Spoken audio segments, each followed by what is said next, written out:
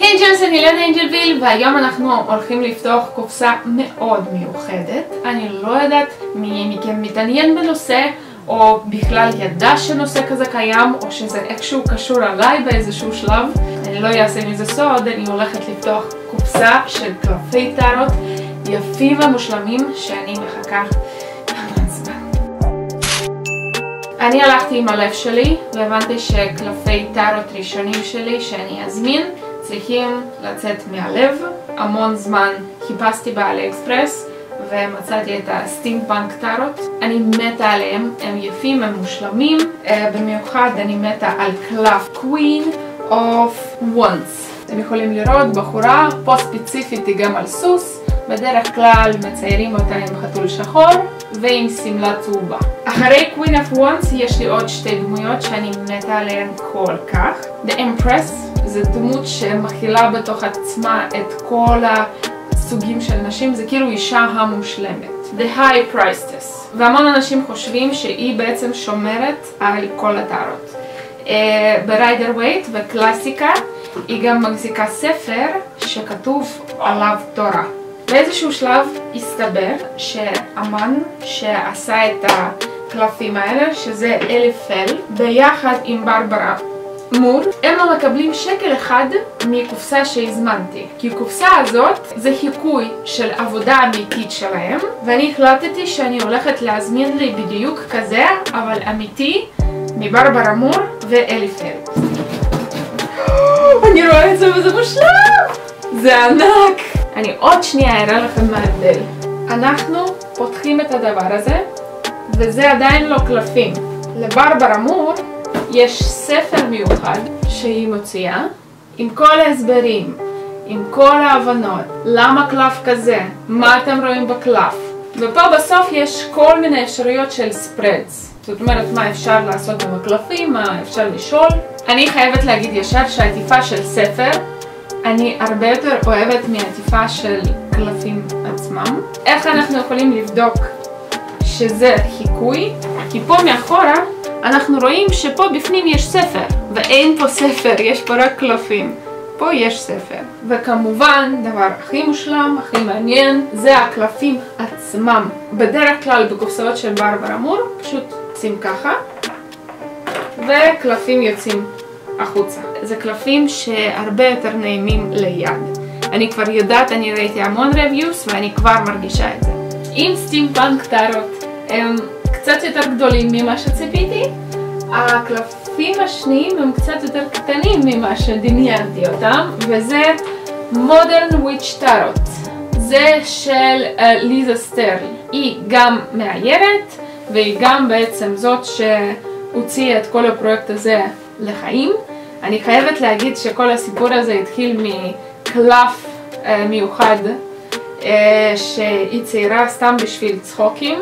העלתה את זה לאיזשהו רשת חברתי, אני לא זוכרת בדיוק איזה מהם זה היה, אבל אנשים כל כך התלהבו על קלף הזה שהתחננו שיעשה את כל הדק, וזה בעצם מה שקרה. מה שמיוחד בקלפים האלה, כנראה, אומנית הזאת פמיניסטית, כי אין פה קלף אחד של גבר. קלף יחיד שיש מצב גבר נמצא בו זה lovers, וגם שם לא בטוח שזה גבר, יש מצב שזה אישה מאוד גברית. כל הדק הזה מלא באנשים בצבע חום, באנשים עם שומן יתר. בקיצור, באנשים אמיתיים, כמו שאנחנו רואים ביום יום. אני חייבת לפתוח את זה כבר. גם כזה יש באלי אקספרס, אבל שוב פעם, בקופסה בדיוק כזאת, חיקוי.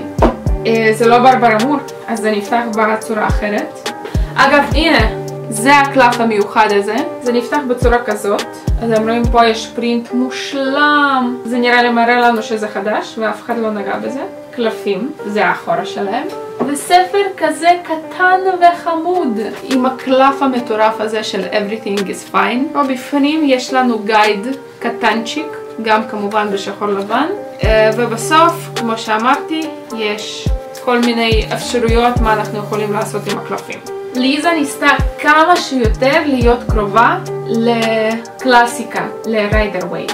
ריידר ווייט שלי עדיין לא הגיע, אבל יהיה לי מה לבדוק ולהסתכל. הצבעים פה פשוט מושלמים. הדבר הזה דומה לי כל כך. אשכרה אני. מה עם? סליחה. הנה היא מושלמת שלי. האמת היא, אני חייבת להגיד, ה-Queen of Wands, אם לא הבנתם, אני מאוד מרגישה שזו דמות שלי. אני מרגישה את עצמי בקלפים כאלה בדרך כלל. זהו, אני מאוד שמחה שלקחתי קלפים האלה. אבל זה עדיין לא הכל. אם לנה משתגעת על משהו, לנה משתגעת על משהו עד הסוף. אז אני הזמנתי מליזה דבר מושלם לזה. זה סוג של מחברת. אני יכולה לרשום מה שאני חושבת על הקלפי טארוט ספציפיות בכללי. לא משנה מאיזה דק, מזה, מרגיל, כי משמעות 99.9% זה אותה משמעות. זה כל כך יפה. כמובן שזה לא בשחור לבן, זה עלה כמו קלפי טארוט האחרים שהזמנתי, אז כמובן שזה יהיה יפה. ויש עוד שתי דברים שצריכים להגיע עליי, אני כבר לא אחכה לזה לסרטון. זה עוד ספר של טארוט, ספר רגיל, אני מניחה שהוא טוב, מקווה שהוא טוב לפחות, כי אין לי ספר כללי של הכל. ושק כזה מיוחד לטארוט של סטימפאנק, כי רק לברברה מור יש אפשרות להזמין דבר כזה בנוסף לדקים שלה. אנשים אחרים, לא יודעת, אומנים אחרים לא ראיתי שהם עושים דבר כזה. וזה הסרטון. הנה כל הקלפים שאני הזמנתי, כולל אחד מאלי אקספרס. זה בעצם כל האוסף שלי של טארוט, אם אפשר להגיד ככה. מאוד מעניין אותי לדעת עד כמה פה בארץ מתעניינים בדבר הזה.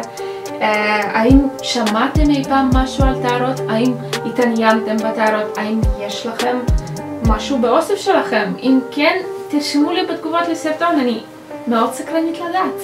תודה רבה שצפיתם בסרטון, אל תשכחו להירשם לערוץ, ללחוץ על פעמון, לעשות לייק כמובן, אם לא עשיתם עדיין, ואנחנו נתראה בסרטון הבא. ביי!